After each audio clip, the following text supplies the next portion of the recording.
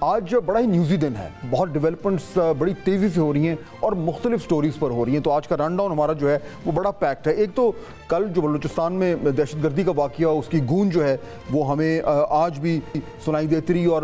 ایک اہم ڈیولپمنٹ یہ ہے کہ آج کابینہ نے جو ہے وہ آپریشن عزم استحکام کے لیے جو فنڈز بھی جاری کر دیے۔ اس کے بعد سیاسی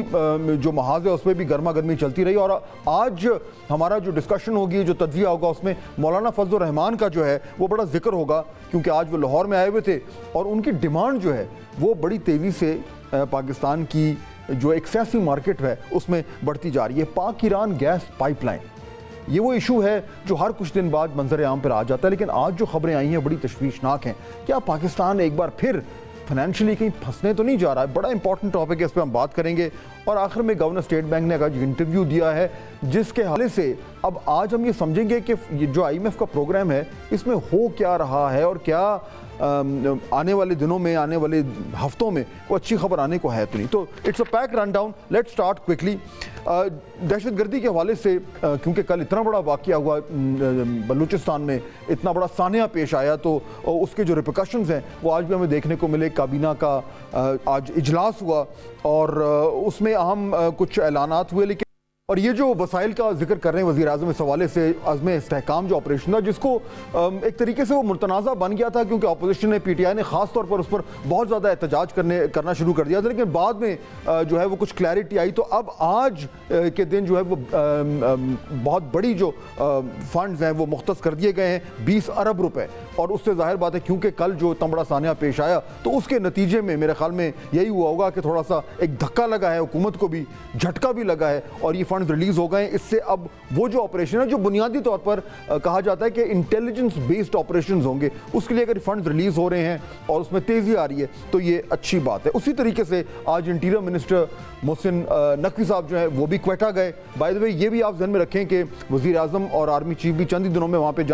جانے کا پلان رکھتے ہیں۔ ڈیولپمنٹس ہوں گی تو فوکس جو ہے وہ بلوچستان پہ رہے گا، لیکن دیکھنا یہ کہ فالو اپس میں کیا ہوتا ہے۔ اس فالو اپ کے نتیجے میں آج انٹیریئر منسٹر جو ہیں وہ وہاں پہ گئے اور چیف منسٹر سے ملاقات کی۔ جو انٹیریئر منسٹر نے کہا کہ ایس ایچ او کی مار ہے، یہ بیان جو ہے اس کے اوپر بھی تھوڑی سی لیدے ہو رہی ہے۔ میرے خیال میں تھوڑا سا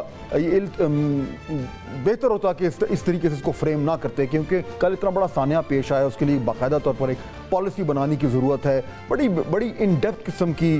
جو ہے وہ اس پہ یعنی ایک پالیسی بننی ہے۔ اس کو اس طریقے سے کہنا کہ کیسے جو کی مار ہے، ٹھیک ہے ایک بیان تو ہو سکتا ہے، لیکن شاید اگر یہ نہ کہتے تو بہتر ہوتا۔ اسی حوالے سے جو چیف منسٹر بلوچستان ہے وہ بھی ان کے ساتھ موجود تھے۔ ظاہر بات ہے ہی از دا مین who's leading all this، جو ساری جو یہ معاملہ ہے، یہ ظاہر بات ہے اس میں فیصلہ سازی ان کے پاس ہے۔ دیکھیے یہ بھی جو نقطہ ہے نا کہ اس میں کہ ٹھیک ہے وہ ایک طریقے سے آپ اس کو وضاحتیں کہہ لیں، اس کو آپ صفائی پیش کرنا کہہ لیں، لیکن ایشو یہ ہے کہ اب یہ ایک اتنا بڑا انسیڈنٹ تو ہو گیا ہے، ایک ٹریجڈی ہو گئی ہے۔ اس کے لیے اگر باقاعدہ طور پر ہم نے انشور کرنا ہے کہ بلوچستان میں یہ جو وائلنس ہے، جو ٹیررزم ہے اور اس سے جڑے جو معاملات ہیں، اگر ان کو ہم نے ٹیکل کرنا ہے تو اس کے لیے بیان بازی سے ہٹ کر اور اب ہمیں ایکچوئل سیریس کام کرنے کی ضرورت ہے۔ اور یہ اس لیے بھی ضرورت ہے کیونکہ دہشت گردی کا جو معاملہ ہے وہ آئے دن دیکھنے میں مل رہا ہے کہ اس میں اضافہ ہی ہوتا جا رہا ہے، لیکن اس کے ساتھ ساتھ جو ہماری سیکیورٹی فورسز ہیں ان کا جو ایکشن ہے، ریٹیلیشن ہے، وہ بھی تیز ہوتی جا رہی ہے۔ آئی ایس پی آج ایک اور جو ہے وہ اس طرح کے انسیڈنٹس ہوئے، اس میں آئی ایس پی آر نے آج ایک بیان دیا ہے جو کہ امپورٹنٹ ہے، وہ آپ اس کو میرے خیال میں آپ کی انفارمیشن کے لیے بھی ضروری ہوگا۔ اس بیان کے مطابق انہوں نے کہا کہ ضلع خیبر کے علاقے تیرہ میں انٹیلیجنس بیسڈ آپریشن کیا گیا، جس میں 11 خوارج جو ہے وہ زخمی ہوئے۔ آئی ایس پی آر کے مطابق سیکیورٹی فورسز کے آپریشن کے دوران 4 جوانوں نے جام شہادت نوش کیا۔ آئی ایس پی آر نے یہ بھی کہا کہ آپریشن میں خوارج کا سربراہ ابو ذر عرف صدام بھی مارا گیا، اور اس بیان میں یہ بھی کہا گیا کہ انٹیلیجنس بیسڈ آپریشن میں فتنہ الخوارج اور اس سے وابستہ افراد کو دھچکا لگا ہے۔ تو اب یہ معاملات جو ہیں اس طریقے سے چل رہے ہیں، آنے والے دنوں میں امپورٹنٹ ڈیولپمنٹس ہوں گی، اور امید یہ آج سینٹ کا بھی اجلاس تھا، وہاں بھی اس کی گونج ہوئی، اور جو سابق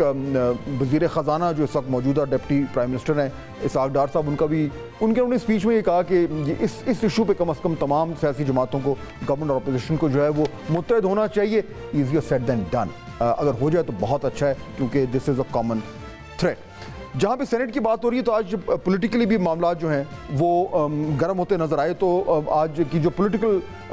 ڈیولپمنٹس ہیں اس کے حوالے سے جو امپورٹنٹ چیز ہے وہ یہ ہے کہ مولانا فضل الرحمان صاحب جو ہیں وہ لاہور میں آئے ہوئے ہیں، اور لاہور میں ان کا آنا جو ہے وہ میرے خیال میں اس کی بھی ایک سگنیفیکنس ہے. مولانا صاحب جو بھی کچھ کرتے ہیں اس کی ہمیشہ سگنیفیکنس ہوتی ہے. وہ آئے، ان کی آج کل بڑی ڈیمانڈ ہے، اپوزیشن گورنمنٹ دونوں چاہتے ہیں کہ ہم ان کے ساتھ رہیں. لاہور میں چودھری شجاعت حسین صاحب سے انہوں نے ملاقات کی. اس کے بعد جب وہ باہر نکلے تو انہوں نے، جب ان سے سوال ہوا کہ پاکستان تحریک انصاف سے آپ کے معاملات کیسے چل رہے ہیں، اب یہ مولانا فضل الرحمان بات کر رہے ہیں کیونکہ ان کی ڈیمانڈ جس طرح کہ میں کہہ رہا تھا کہ بہت زیادہ ہے، اور اس حوالے سے ہر شخص چاہتا ہے کہ وہ ان کے ساتھ ہو، خاص طور پر جب کچھ جوڈیشل اصلاحات کا جو ہے وہ ذکر ہوتا ہے، جو کہ ہوتا ہی جا رہا ہے. اب یہ جو جوڈیشل پیکج ہے اس کی دھوم جو ہے وہ اتنی زیادہ ہو گئی ہے کہ کم ہونے کا نام ہی نہیں لے رہی. وزیر اور مشیر جو ہیں وہ وضاحتیں دے دے کر تھک گئے ہیں، مگر اس گرم سیاسی ماحول میں یہ افواہیں دم توڑنے سے انکاری ہیں. صاف پوچھیں تو بات سمجھ میں آتی ہے کہ ایسا کیوں ہے. دیکھیے، سرکاری حلقوں میں ان موضوعات پر کافی عرصے سے جو ہے وہ خاموش بحث جاری ہے، اور میں آپ کو یہ بتاؤں کہ ذرائع کے مطابق اس بحث میں شدت تب آئی جب مخصوص نشستوں کا جو فیصلہ تھا وہ حکومت کے خلاف اور پاکستان تحریک انصاف کے حق میں آیا. مگر ناظرین، جیسے ہمارے پیشے میں کہتے ہیں کہ ہر خواہش خبر نہیں بنتی. جج حضرات کی جو مدت ملازمت ہے اس میں توسیع کا معاملہ ہو، یا ان کی ریٹائرمنٹ کی عمر ہو کو بڑھانے کا ایشو ہو، یا چیف جسٹس کی تعیناتی کا طریقہ کار ہو، یا پھر ہائی کورٹس کے ججوں کے تبادلے کا جو ہے پروسیجر ہو، ان سب میں تبدیلی لانا جو ہے یا ان میں اصلاحات لانا جو ہے، اس کے لیے آپ کو گورنمنٹ کو قومی اسمبلی اور سینٹ میں 2/3 اکثریت کی ضرورت ہے، اور حکومت کے پاس یہ اکثریت نہیں ہے. یا کم از کم چند ماہ پہلے تک تھی، مگر پھر ایک عدالتی فیصلے نے اس کو چھو منتر کر دیا.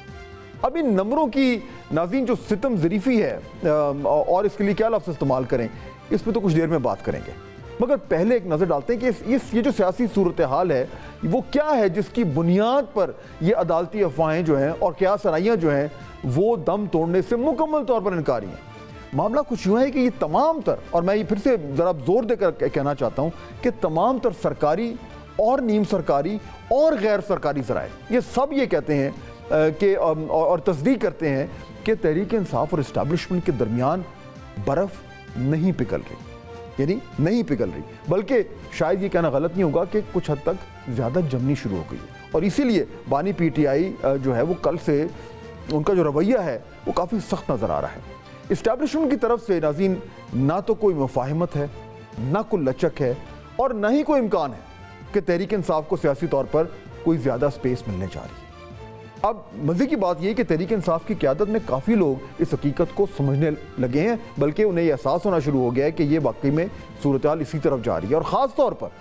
یہ سنیے گا، خاص طور پر جب سے یہ خبریں گردش کر رہی ہیں کہ جنرل فیض حمید کے خلاف جو کورٹ مارشل ہے اس کی پروسیڈنگز تقریباً ختم ہونے کو ہیں. اور یہی وجہ ہے کہ پچھلے 8-10 دن سے سیاسی ہوا میں ہلکی سی تبدیلی محسوس ہو رہی ہے. اب یہ جو تبدیلی ہے اس کے جو نقطے ہیں ان کو میں تھوڑا سا جوڑنا پڑے گا، اور اس کو جوڑنے کے لیے ہمیں دیکھنا پڑے گا کہ اگر حکومت واقعی یہ جوڈیشل اصلاحات کا پیکج لانا چاہتی ہے، جو بائی دی وے وہ بار بار وضاحتی طور پر کہہ رہے ہیں کہ ہم نہیں کرنا چاہ رہے، لیکن کیونکہ ماضی میں یہ باتیں ہوتی رہی ہیں اور کیونکہ ہمیں یہ بھی نظر آ رہا ہے کہ عدلیہ کے ساتھ حکومت کو اور جو موجودہ حکمران ہیں ان کو ایک پرابلم ہے، اور انہیں لگتا یہ ہے کہ جو ایک لارجر گیم پلان ہے اس میں عدلیہ جو ہے it is not willing to play ball. تو اگر یہ کچھ کرنا ہے تو اس کے لیے آپ کو نمبر چاہیے ہوں گے. لیکن پرابلم یہ ہے کہ وہ نمبرز ہیں نہیں جس طرح میں ذکر کر رہا تھا. وہ کیا نمبرز ہیں؟ کیونکہ یہ روزانہ بحث ہوتی ہے اور میرے خیال میں آنے والے دنوں میں ہوتی رہے گی، تو تھوڑی سی کلیئرٹی اگر ہمارے سامنے آ جائے تو بڑی آسانی ہو جائے گی سمجھنے کے لیے، تجزیہ کرنے کے. اب یہ جو جوڈیشل اگر کوئی ریفارم کرنا ہے اس کے لیے 2/3 چاہیے. نیشنل اسمبلی میں اگر گورنمنٹ کو 2/3 چاہیے نمبرز، آپ دیکھیں اس وقت ٹوٹل جو نمبرز ہیں گورنمنٹ کے وہ نیشنل اسمبلی میں 212 ہیں. اس میں 110 پی ایم ایل این کے ہیں، 22 ایم کیو ایم کے ہیں، 68 پیپلز پارٹی کے ہیں، 5 پی ایم ایل کے ہیں، 4 آئی پی پی، کچھ انڈیپینڈنس ملا کے باپ بھی ہے، نیشنل پارٹی بھی ہے. 212 بنتے ہیں. ٹوٹل نیشنل اسمبلی کی جو تعداد ہے سیٹوں کی وہ ہے 336. 336 میں سے اگر آپ کو 2/3 ریکوائرڈ ہیں، 2/3 چاہیے تو آپ کو 224 چاہیے. اب گورنمنٹ کے پاس ہیں 212، یعنی جو شارٹ فال ہے، جو کمی ہے وہ 12 کی. اب یہ 12 کدھر سے ہیں، یہ ہے ایشو. اچھا، اب اس میں اگر مولانا فضل الرحمان صاحب سے جو بڑی پیار محبت کی باتیں ہو رہی ہیں، اگر وہاں پہ کچھ